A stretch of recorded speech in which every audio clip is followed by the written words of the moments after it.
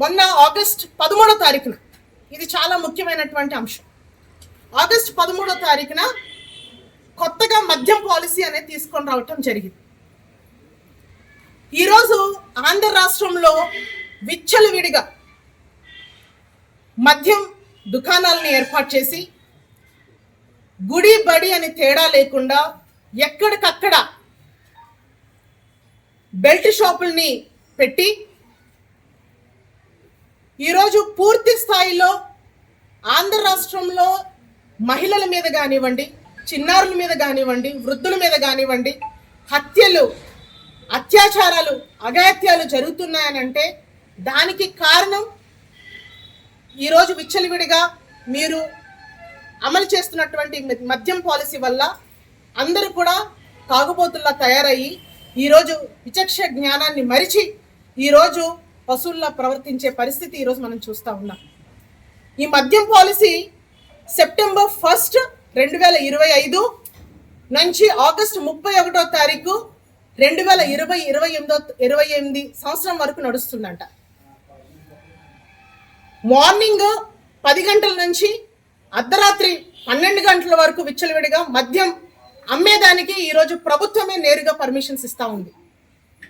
దానికి గాను ఈరోజు ఏదైతే 50,000 జనాభా ఉన్నటువంటి ప్రాంతాలకు సంబంధించి, అంటే కొత్తగా ఈ బార్ షాప్లు ఏదైతే మనం మనం కావాలనుకుంటే దాని నోటిఫికేషన్లో వాళ్ళు కట్టాల్సినటువంటి ఫీజులు ఎలా ఉన్నాయని అంటే 50,000 జనాభా ఉంటే 35 లక్షలంట, 5 లక్షల జనాభా ఉంటే 55 లక్షలంట, 5 లక్షలకు మించి జనాభా ఉన్న దగ్గర మనం పెట్టుకోవాలంటే 75 లక్షలు ఫీజు అనేది గవర్నమెంట్కి మనం చెల్లించాలి.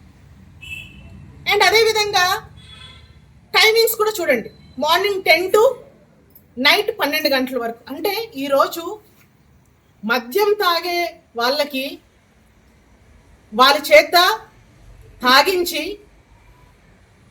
దాని ద్వారా వచ్చే డబ్బుని ఈరోజు మీరు సంపద సృష్టి అంటారా చంద్రబాబు నాయుడు గారు? చెప్పండి. మేము గవర్నమెంట్లో ఉన్నప్పుడు మద్యాన్ని నియంత్రించాలనే ఉద్దేశంతో పూర్తి స్థాయిలో ప్రభుత్వమే దీని బాధ్యత తీసుకొని ఒక టైమింగ్స్ పెట్టి, రిస్ట్రిక్షన్స్ పెట్టి, అక్కడ చాలామంది కొంతమంది నిరుద్యోగ యువతకి ఉపాధి కల్పిస్తూ అక్కడ లాభాపేక్షలు అనేది జగన్మోహన్ రెడ్డి గారు ఎక్కడ కూడా చూడకుండా దాన్ని నియంత్రించే పనిలోనే బెల్ట్ షాపుల్ని నిర్మూలించారు. పర్మిట్ హౌస్లు కూడా పూర్తి స్థాయిలో క్లోజ్ చేయడం జరిగింది. ఎలాంటి డిస్టిలరీస్ కూడా ఆయన పర్మిషన్ ఇవ్వలేదు మా హయాంలో. ఇవన్నీ చేస్తే మీరు మద్యంలో కుంభకోణం జరిగింది, ఇక్కడున్నటువంటి నాయకులు దీంట్లో చాలామంది దీనికి పాత్రదారులు ఉన్నారని చెప్పేసని ఈరోజు మా నాయకుల్ని, మా గవర్నమెంట్లో పనిచేస్తున్నటువంటి ఎంతోమంది అధికారుల్ని ఈరోజు మీరు జైల్లో పెట్టి అక్రమ కేసులు బనాయించి ఈరోజు జైల్లో పెడతా ఉన్నారే, ఇది ఎంతవరకు కరెక్ట్? అంటే ఒకటి గమనించండి, మీ ద్వారా ప్రజలకి నేను ఒకటే విన్నవించుకుంటున్నాను. గవర్నమెంట్ స్వయంగా నడిపితే ప్రాఫిట్స్ ఉంటాయా? ప్రైవేటు వ్యక్తులకి లంచాలు ఇచ్చి వాళ్ళు పెద్ద ఎత్తున చెల్లించుకుంటే వాళ్ళ ద్వారా మనకి అవినీతి జరిగే అవకాశం ఉందా అనేది మనం కూడా ఒకసారి ఆలోచన చెయ్యాలి. కాబట్టి ఈ రకంగా మద్యాన్ని విచ్చలవిడిగా ఈరోజు మనం చాలా న్యూస్ ఛానల్స్, అంటే మీరు టెలికాస్ట్ చేస్తున్నటువంటి న్యూస్ ఛానల్స్లోనే మనం చూస్తూ ఉన్నాం. ఎక్కడికక్కడ ఆడవాళ్ళకి సేఫ్టీ లేదు, పిల్లలు బడికి వెళ్ళాలన్నా కూడా ఈరోజు అవన్నీ దాటుకొని వెళ్ళే పరిస్థితి ఉంది. నడింపాలెం అనే పంచాయతీలో ఒక టీచర్ ఏ రకంగా బడి దగ్గర పడ్డాడు అనేది మీరు చూడండి. ఇది నడింపాలెం. ఈవెన్ ఆ పిల్లలు మాట్లాడే మాటలు మీరు ఒక్కసారి వింటే,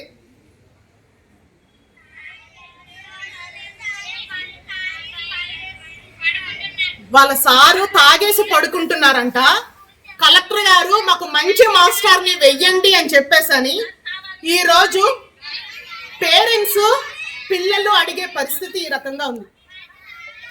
అంటే ఈరోజు మనం సమాజానికి మనం ఏం మెసేజ్ ఇస్తున్నాం అనేదంటే, చంద్రబాబు నాయుడు గారు అపారమైనటువంటి రాజకీయ నాయకుడు. ఈరోజు ఆయన అనుభవం కింద మనం ఎవరం కూడా మాట్లాడేది లేదు అనుకుందాం. అలాంటి వ్యక్తి, ఒక ముఖ్యమంత్రి హోదాలో ఉన్న వ్యక్తి చాలా మందికి ఆదర్శంగా ఉండాలి. ఆయన తీసుకున్నటువంటి పాలసీస్ బేస్ చేసుకొని పలానా ముఖ్యమంత్రి హయాంలో ప్రజలకి ఉపయోగపడే అద్భుతమైనటువంటి పాలసీ తయారు చేయబడింది, దీనివల్ల ప్రజలకి చాలా ఉపయోగపడిందని అందరూ చెప్పుకోవాలి తప్ప, ఈరోజు వాళ్ళు ఆ పార్టీ నాయకులు బాగుపడాలని ఒక ఉద్దేశంతోనే ఈరోజు ఇలాంటి దారుణమైనటువంటి మద్యం పాలసీ ప్రవేశపెట్టడం అనేది ఎంతవరకు కరెక్ట్ అనేది మనం అందరం కూడా ఆలోచన చేసుకోవాలి. అదేవిధంగా ఇంకొక అంశం అండ్ మిరియాలు. మీ అందరికీ తెలుసు, వన్స్ కాఫీ మిరియాలు వచ్చిన తర్వాతనే గిరిజన ప్రాంతంలో ఉన్నటువంటి రైతుల యొక్క తలరాత మారింది అని మనందరం కూడా గొప్పగా చెప్పుకోవాలి. ఎందుకంటే ఆ పంటల ద్వారా అంత డబ్బు వస్తుంది, కాస్తో కూస్తో వాళ్ళ యొక్క పరిస్థితులు, వాళ్ళ యొక్క జీవన ప్రమాణాలు అనేవి కొంచెం మారడం జరిగింది.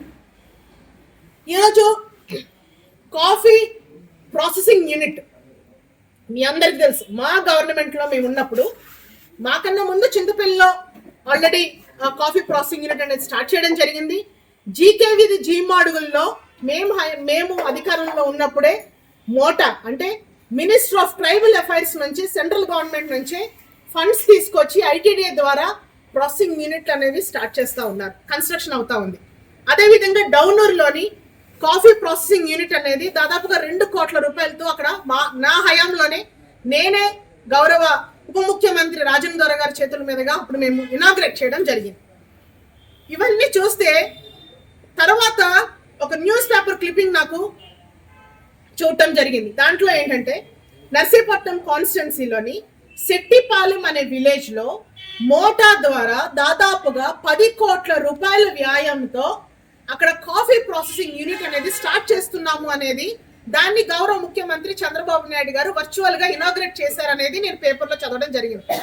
వెంటనే జీసీసీ ఎండీ గారికి నేను కాల్ చేసి, అమ్మ దీని మీద ఏంటి, ఈరోజు కాఫీ అనేది ఈ 11 మండలాల్లో చాలా పెద్ద ఎత్తున పండిస్తా ఉన్నారు, ఈరోజు మీరు కాఫీ ప్రాసెసింగ్ యూనిట్ నుంచి మీరు నర్సీపట్నంలో పెడతా ఉన్నారు, అదేది పెట్టేదేదో ఆ డౌనూరులోనో ఆ చింతపల్లిలోనో పెడితే ఇక్కడ ఉన్నటువంటి చాలా మంది నిరుద్యోగ యువత కానివ్వండి, చాలా మంది మహిళలకి కానివ్వండి ఉపాధి అవకాశాలు కలిగే అవకాశాలు ఉంటాయి. ఎందుకంటే ఆ ప్రాసెసింగ్ యూనిట్ లో చాలా ఎందుకంటే వన్స్ ఇక్కడ కాఫీ బీన్ రెడీ అయిన తర్వాత డ్రై చేసి దాన్ని పల్పింగ్ తీసేసి దాన్ని డ్రై చేసి దాన్ని రోస్ట్ చేసి దాన్ని పౌడర్ చేసి దాన్ని ప్యాకింగ్ చేసే యూనిట్ అంతా కూడా ఒకే దగ్గర వస్తుంది. కాబట్టి పెద్ద ఎత్తున ఉపాధి కల్పించే అవకాశం ఉంటుంది కదా అని మనం మాట్లాడినప్పుడు ఆవిడ కొన్ని కారణాలు చెప్పడం జరిగింది.